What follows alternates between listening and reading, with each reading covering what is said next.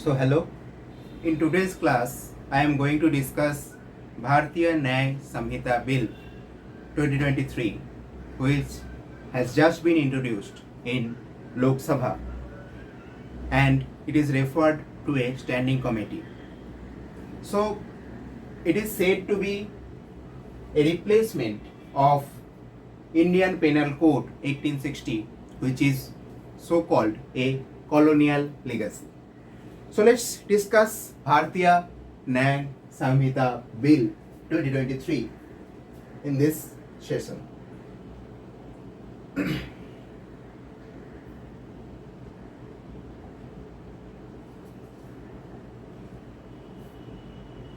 So, Union Home Minister Amit Shah introduced 3 new bills in the Lok Sabha to basically replace the 3 colonial era laws: Indian Penal Code 1860, the Code of Criminal Procedure, and the Indian Evidence Act.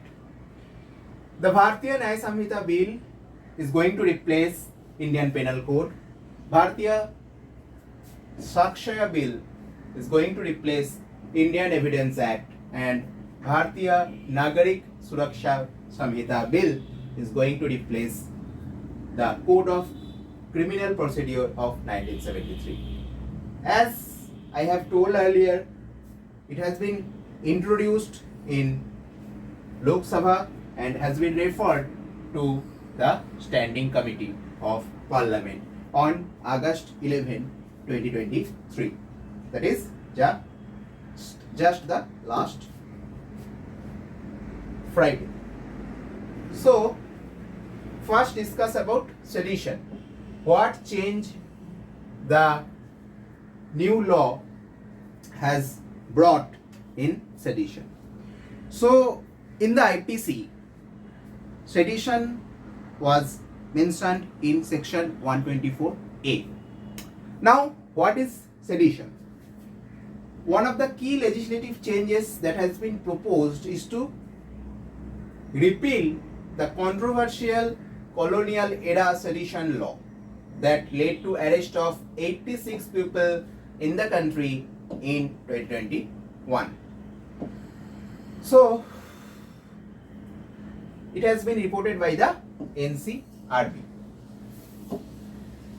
So, what is sedition? The Supreme Court suspended the criminal trials and court proceedings under section 124A in the earlier months of this year, and Supreme Court has several times advised Parliament to repeal the colonial era law. This law was introduced by the British to punish or to put behind bars our freedom fighters. This sedition law was applied to put behind bar the freedom fighters like Bal Gangadhar Tilak, like Mahatma Gandhi. So, this sedition law was not part of the 1860 Indian Penal Code, which was written by Lord Macaulay, and it was introduced only in 1870. The sedition was introduced in the Indian Penal Code only in 1870 by an amendment introduced by Sir James Stephen. Sir James Stephen. So this is the background which you should know before discussing anything about sedition. So Indian leaders in 1948 agreed to drop sedition from Indian Constitution, and in 1949 it was finalized that sedition will not be the part of the Constitution, but still it will be part of the Indian Penal Code. Okay, so section 124A was that part. Nehru government brings the first amendment under Article 19, under Article 19, Clause 1, Subclause A. This has been brought by the Nehru government, and in that case, for the first time, this government put a reasonable restriction on the right to free speech, and the Article 19. This is the first time the reasonable restriction was put on Article 19. In Kedarnath case, the landmark Kedarnath case, you should remember this because this is an important case in the history of post-independence India. This landmark Kedarnath case of 1962, Supreme Court upheld the sedition law, and from that time sedition was highly debated topic in the media, within the academics and the political scientists. Indira Gandhi government in 1974 made section 124A as a cognizable offence.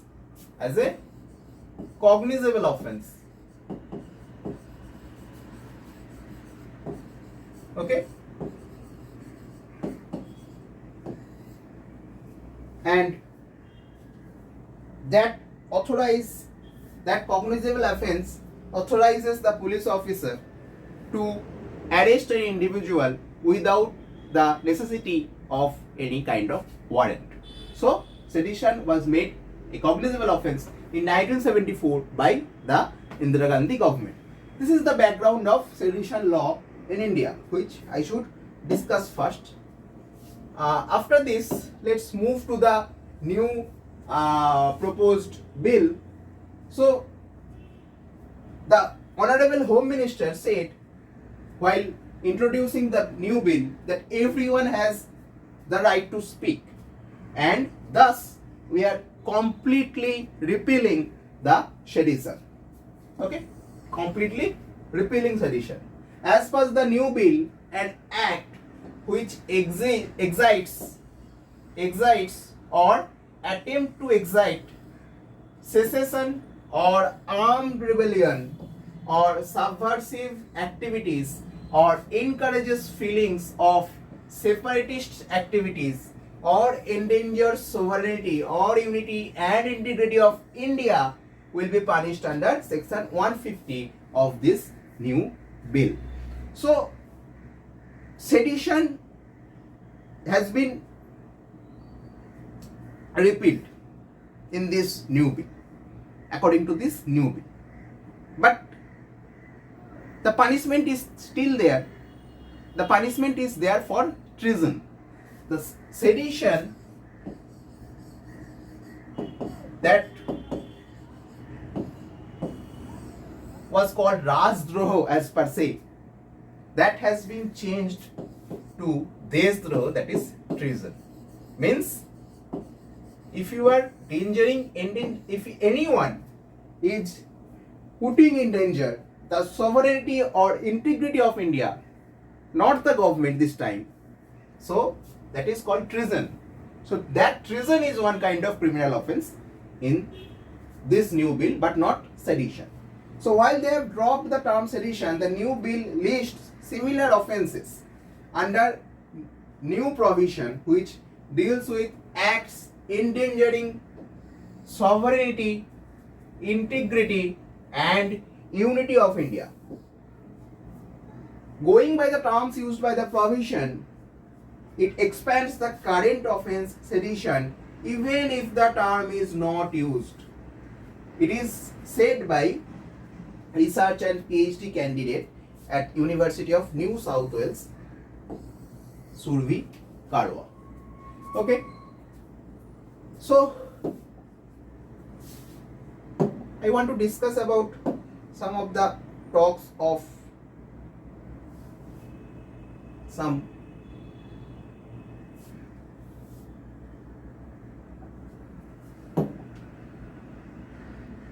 expert regarding this new sedition law. Okay, so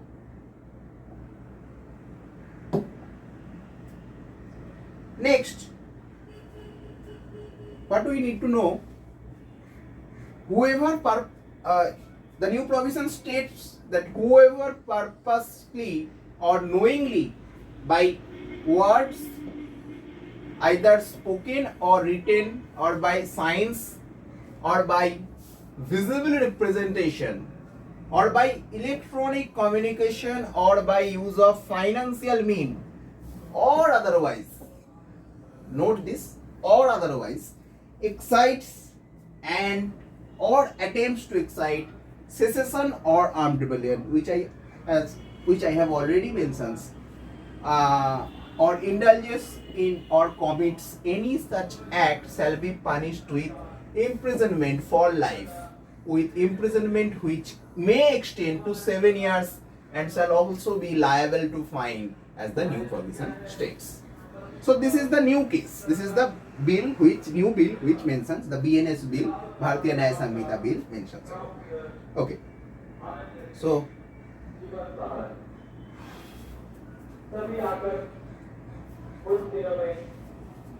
next, Naveed Ahmed, a senior resident fellow at BD Center for Legal Policy in Bangalore. BD Center for Legal Policy is a good non-profit organization which works on the legal topics, law-related topics. Okay, what about legislative topics, all these things. So Naveed Ahmed said that in some ways in the new bill it is more poorly and vaguely worded than the sedition law in IPC. So the wording is problematic according to some experts in this field. The new offense subsumes all of sedition and even more. With sedition, problem was that it was enacted in a problematic context and was worded very vaguely. Section 150 of the new bill uses words like excites, encourages, and also words like feelings of separatist activities and subversive activities. These are very vague in nature, and that it is very difficult to determine what amounts to encouraging or feeling or even subversive activities, particularly when they have not been defined in the new bill. So definition, as long as someone is not explaining these things, explaining these terms, the definition becomes very vague. Okay, and this puts enormous power in the hands of executives such as police officers. Okay, so this is the thing which I need to say about sedition, and this is the expert's view about sedition. Next, what about section 302? Section 302 of the IPC elaborates on the punishment for murder earlier. Whoever commits murder shall be punished with death or imprisonment for life and shall also be liable to fine. But in this new law, this section 302 covers snatching. So from murder, now it's snatching. Okay, theft is snatching. How snatching is defined in the new bill? Theft is snatching if, in order to commit theft, the offender suddenly or quickly or forcibly seizes or secures or grabs or takes away from any person or from possession any movable property. So this is what the definition of snatching according to this new bill, the Bharatiya Nyaya Sanhita bill. So section 302 was earlier about murder, and now in the new bill it is about snatching. Okay. Next, section 420, which was earlier applicable for cheating.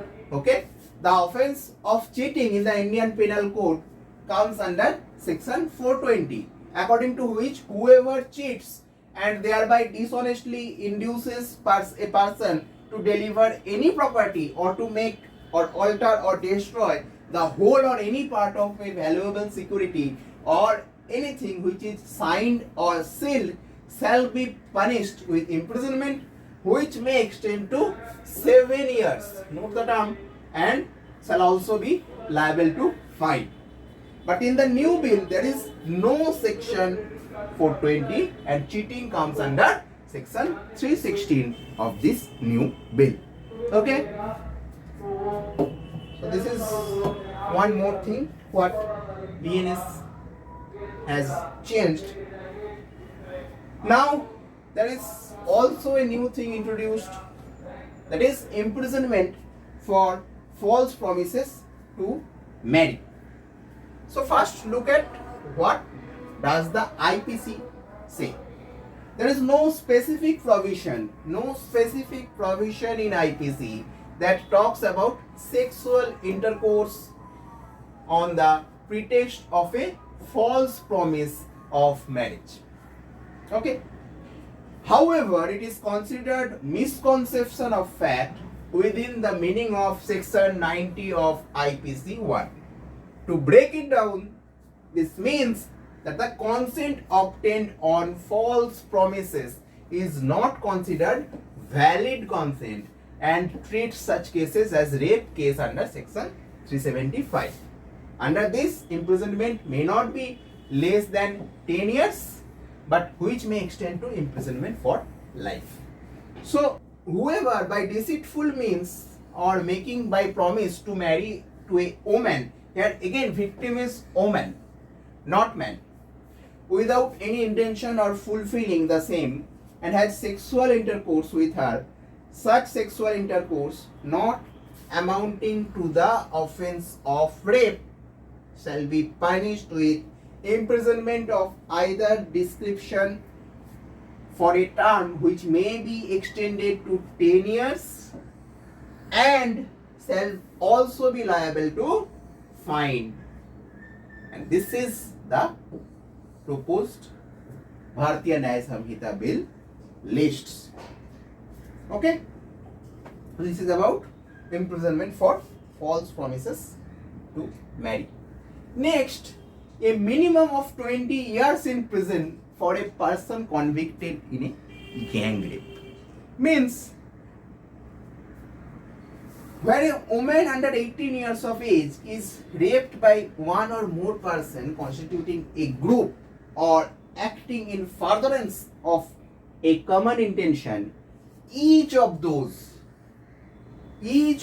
persons shall be deemed to have committed the offense of rape. Okay? So no person is outside the law, outside the intention of this gang rape. So everyone shall be deemed to have committed the offense of rape and shall be punished with minimum of 20 years in prison, with the maximum punishment being life imprisonment, which shall mean the imprisonment for the remainder of that person's natural life with fine or with death, as the new Bharatiya Nyaya Sanhita bill states. So what does the IPC say? According to the Criminal Law Ordinance 2018, gang rape of girls below the age of 12 years will carry minimum imprisonment of 20 years and extendable to life imprisonment or death. And rape of girls below the age of 16 years is punishable with imprisonment of 20 years or life imprisonment. Okay. So again, here the BNS bill has made a change. So no one is outside the scope of punishment in this case. Now, community service for defamation. Section 499 of Indian Penal Code was invoked in the case that led to conviction and Gandhi's subsequent disqualification in that time. Additionally, IPC section 500 prescribes penalties for defamation, outlining that whoever defames another shall be punished with simple imprisonment for a term which may extend on to 2 years or with fine or with both, which basically was imposed recently on the opposition leader Rahul Gandhi on a Modi surname case. Okay. So in the new bill, the proposed new Sanhita does not have this section 499. Instead, it comes under section 354 clause 1 and section 354 clause 2 that details out the punishment including community service. Whoever defames another shall be punished with simple imprisonment for a term which may extend to 2 years or fine or both with the community service. This is added. Okay. Defamation is not the only offense punishable by community service. Small theft and attempting to commit suicide, causing public nuisance under the influence of intoxicants are a few others area where community service could become probable punishment under this new bill. Okay. So community service is introduced in many offences. Okay. This is also the case for defamation. Next, section 309. Section 309, under section 309 of IPC, attempt to commit suicide was a criminal offense. So under this, if a person wants to commit suicide but couldn't end his or her life, he or she can be arrested by the police officials. So whoever attempts to commit suicide and does any act towards the commission of such offense shall be punished with simple imprisonment for a term which may extend up to 1 year or with fine or with both. So this criminalizing suicide attempt is gone in this new BNS bill. BNS bill has no mention of attempting to commit suicide. Okay. So this is now gone in the new BNS bill. Next, the definition of organized crime. Section 109 of the BNS bill defines organized crime. So what is the definition? Any continuing unlawful activity including kidnapping, robbery, vehicle theft, extortion, land grabbing, contract killing, economic offences, cyber crimes having severe consequences, trafficking in people, drugs, illicit goods or service and weapons, human trafficking racket for prostitution or ransom by the effort of groups of individuals acting in concert, singly or jointly, either as a member of an organized crime syndicate or on behalf of such syndicate, by use of violence, threat of violence, intimidation, coercion, corruption or related activities or other unlawful means to obtain direct, indirect, material benefit including a financial benefit shall constitute organized crime. This is the definition of organized crime which is put forward by the section 109 of the BNS bill. Now, whoever attempts to commit or commits an offense of organized crime, if such offense has resulted in the death of any person, be punishable with death or imprisonment for life and shall also be liable to fine which shall not be less than rupees 10 lakhs. Okay. In other cases, these cases except to death of the victim, in that cases the offender will be punishable with imprisonment for a term which shall not be less than 5 years but which may extend to imprisonment for life and shall also be liable to fine which shall not be less than rupees 5 lakh. So This is about organized crime in this new BNS bill. Next, assault or use of criminal force against women and voyeurism have been made gender neutral in this new bill. Means victim is still considered a woman. Means in this new bill, victim is woman, but the offender can be both man or a woman. So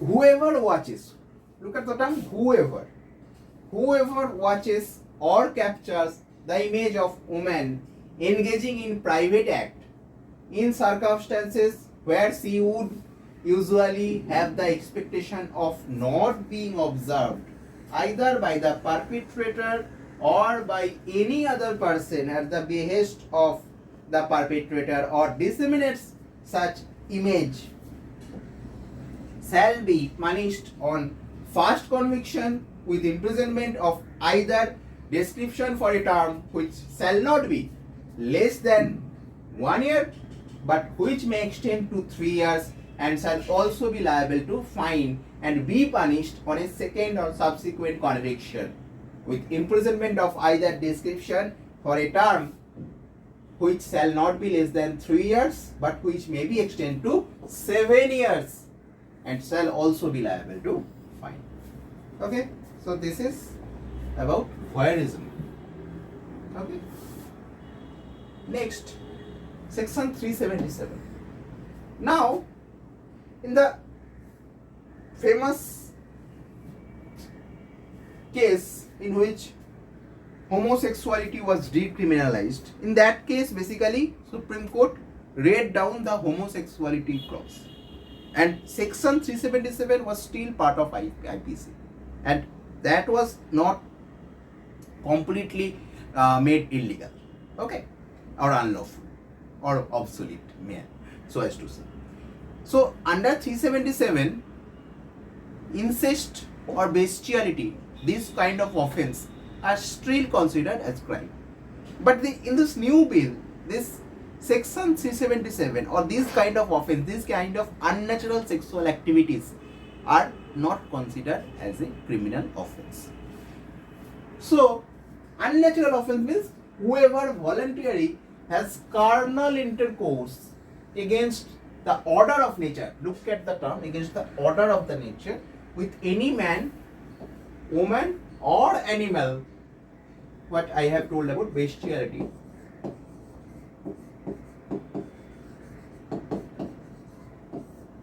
shall be punished with imprisonment for life or with the imprisonment for either description for a term which may extend to 10 years and shall also be liable to fine.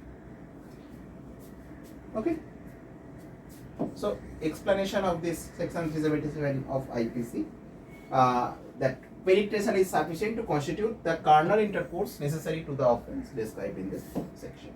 This time, what I have said, BNS bill has no mention of such unnatural offense. Okay, this is a new thing which must be noted in this new bill. So, this was my discussion. Okay, so here I want to end this session. This session was just a short discussion about Bharatiya Nyaya Sanhita bill. I will try to make more discussions on the other two bills which amended Criminal Procedure Code and Indian Evidences Act in future. Okay, thank you for attending the session.